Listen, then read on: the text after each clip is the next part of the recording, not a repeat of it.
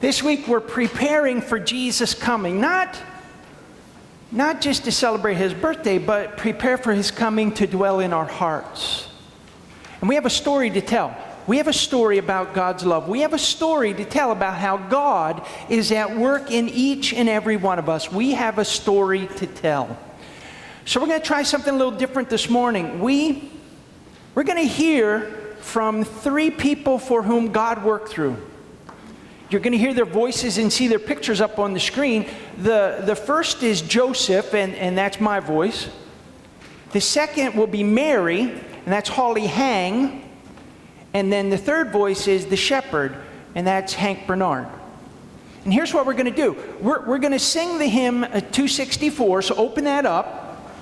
We'll sing the first verse, and then we'll hear from one of the voices. We'll sing the next verse. We'll hear a voice. Next verse, then a voice, then the next voice. And we invite you to listen to their story and listen to how God is speaking to you as we prepare for Christmas this year. Verse 1 of hymn number 264. Remain seated, please.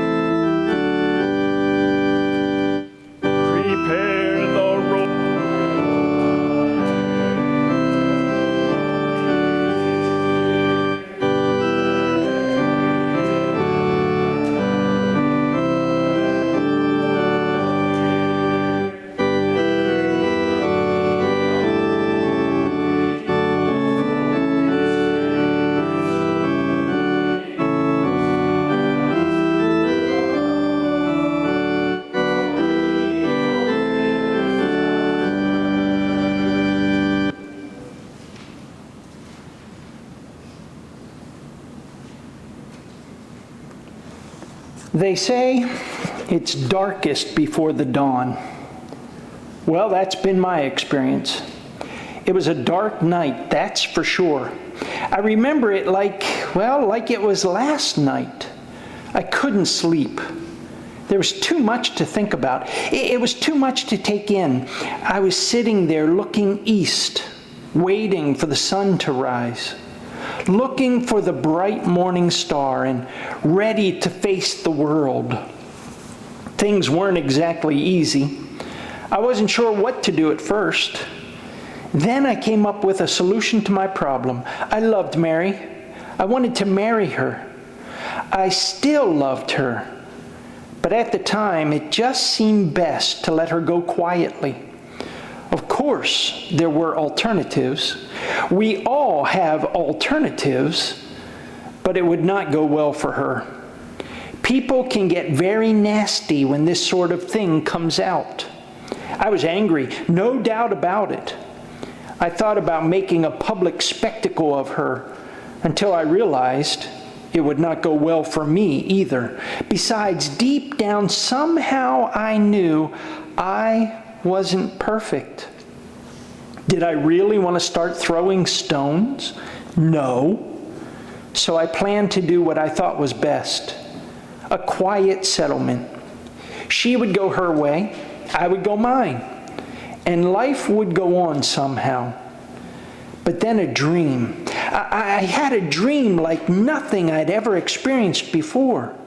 Not confusing and bizarre, but crystal clear and full of authority. I'm tempted to say it was irresistible. I guess I could have denied the whole thing. Maybe I had been waiting for something for so long, hoping against hope, hoping for a word, waiting for someone to come. Maybe it was the name Jesus, which means He will save people from their sins. There was just too much to take in, too much to ignore, too much. And yet, I find myself hopeful for the first time in a long time. I don't completely understand all of it. What do I know about saving people from their sin? I'm a simple carpenter. All I know is wood and nails. What can I say?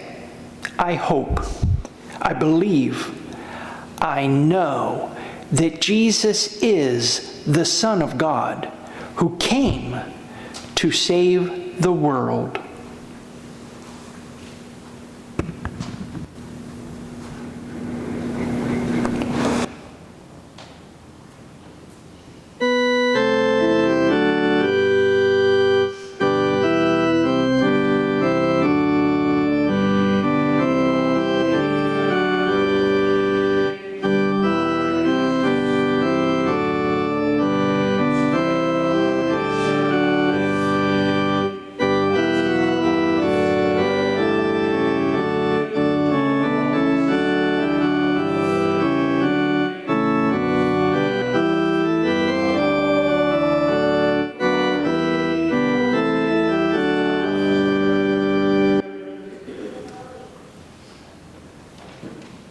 I don't know what you've heard about me.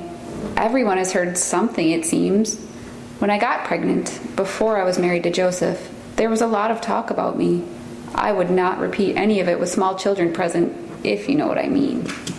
But then, later, much later, after Jesus was born and grown, after he died and rose again, many of his followers began saying different kinds of things about me being special in some way, Saint Mary or something. I just wanted to be clear. I was an ordinary girl, an ordinary small-town girl with the dreams and fears and desires like anybody else. I slept and ate and worked and lived like you do, every day, just living life. But then, extraordinary things started happening to me. An angel came and made a promise to me, saying that the child in my womb is God's child, and that I would give birth one night in a stall in Bethlehem. And the child, my child, would be the hope for the whole world. Through it all, I kept wondering, why me? I'm nothing special. Why would God choose me? That night, after the baby was born, I was holding Jesus in my arms and I was feeding him from my breast. He was hungry. He was thirsty. I suddenly realized, this is what God is like. This is how hungry God is. As impossible as it sounds, God is that hungry for us. That hungry to be close to us, that thirsty for us. Our ordinary human lives are like sweet mother's milk to God. It came to me that night. It came to me that what God really wants is to be with us, to eat and drink with us, to simply enjoy life with us, and us enjoy life with God. God stepped out of heaven to be born on earth as a tiny baby, just to be closer to us. That night in Bethlehem, God came to get close to us, as close as a mother and her newborn baby. Now each moment of our lives is extraordinary. God came down that first Christmas to show us how precious and how loved by God we humans really are. So, when you speak of me, when you say what you've heard about the mother of Jesus, say, Mary was just an ordinary girl who experienced God's extraordinary love for her. Oh, and by the way, that love is not just for me, it's for you too. God's extraordinary love is for you too. Jesus was born for you.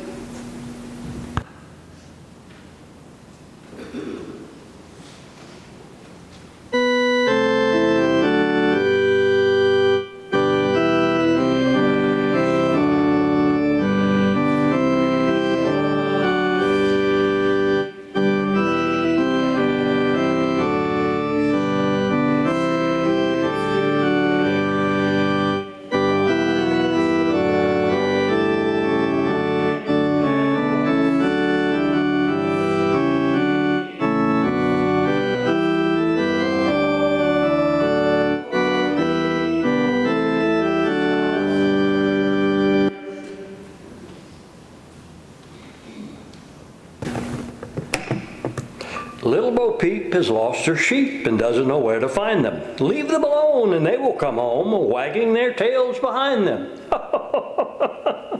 Yeah, right, as if that's true.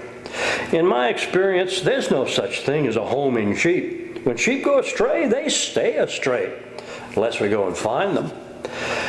And that's what we do up here on the hillside, forgotten by most people. It's cold and dark and cut off from the rest of the world. But one night, not long ago, all that changed. Not so much in our circumstances. We're still out here in the night with these sheep, out of sight and out of mind. And yet, I don't feel alone anymore. I've been noticed. We've been noticed. One night, the darkness ripped open in the sky. The sky was full of light. I think God wanted to grab our attention. Well, we were certainly grabbed. In fact, we were terrified. It was awesome and bright and different and strange. It was glorious. I guess God is like that. It unsettled us for good, and in a good way. Don't be afraid. That's what the angel said. God is always saying that. Don't be afraid. I guess it bears repeating because most of us feel scared a lot of the time. That's why I never get frustrated with sheep, because in some ways I think we're a lot like them. We need a helping hand, someone to watch over us. Don't be afraid. Come and see. And so we went. Who wouldn't? And what we found was very ordinary, yet very wonderful. A baby, as we had been told, a baby in a manger with grateful parents, tired and smiling and content. The joy for us was that we had something to say, something to add, something to which that ordinary moment held extraordinary potential. This baby is not just any baby, we said. Let us tell you what we have been told. And that's what we did. Now, we're back here on the hillside, where we were before, watching, waiting. Most people don't think of us. Most people take us for granted or ignore us. But God has seen us. God has let us in on His greatest surprise. We are loved, it seems. And that makes all the difference in the world. We are part of God's love story for the world.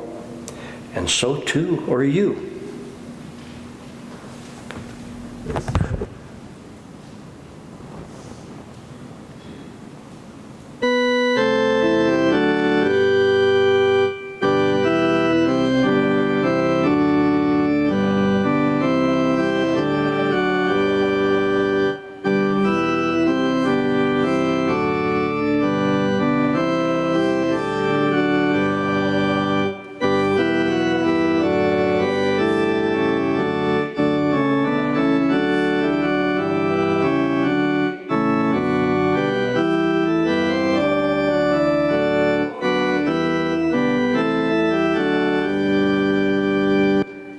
Our service continues with our offering. If this is your first time with us, your presence is your offering. For the rest of us, we give generously as God has given to us.